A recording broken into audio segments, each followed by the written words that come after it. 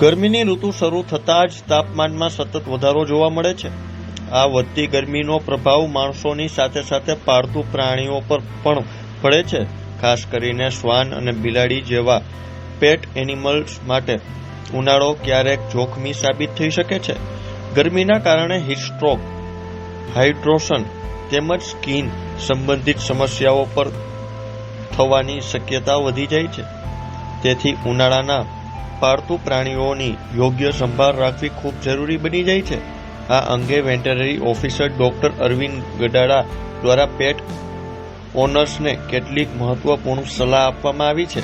તો ત્યારે જુઓ અમારો ખાસ અહેવાલ.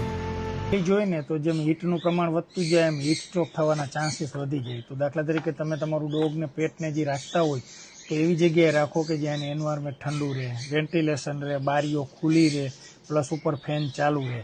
એ વસ્તુ તમારે એક વેન્ટિલેશન રિલેટેડ ધ્યાન રાખવું પડે કે ભાઈ કોઈ આયરન શીટ હોય તો એની નીચે નહીં રાખવું, ખુલ્લા વેન્ટિલેશનમાં એને રાખવા.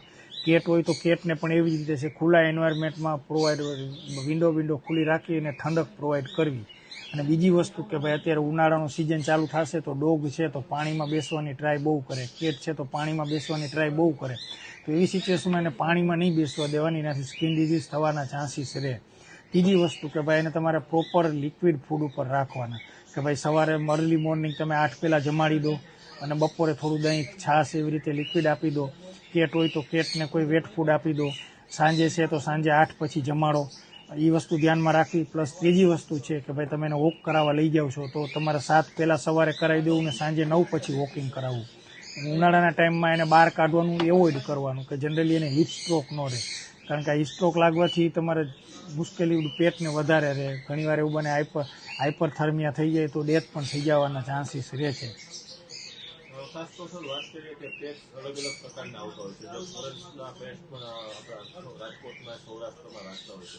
તો એવા પેટોને સર આવું આપણા સૌરાષ્ટ્રનો ઉનાળો ક્યાંય લાગી જાય તો જનરલી પેટ્સ બધા હોય છે ને એની આપણા ઇન્ડિયન બ્રીડિંગના જ હોય છે, પણ તમે બહારથી એક્સપોર્ટ કરેલું, કારણ કે હસ્કી છે, કોઈ લોંગ હેરવાળી બ્રીડ છે, જર્મન શેફર્ડ છે, તો આ બધી બ્રીડને વધારે પડતો તડકો લાગતો હોય છે કે ભાઈ જેને તો તમારે એવું લાગે તો ઉનાળામાં થોડું ગ્રૂમિંગ કરાવી દેવાનું, વાળ થોડા ઓછા કરાવી નાખો તો એનું વેન્ટિલેશન રહે, સ્કિન ઇન્ફેક્શન થવાના ચાન્સીસ ઓછા રહે.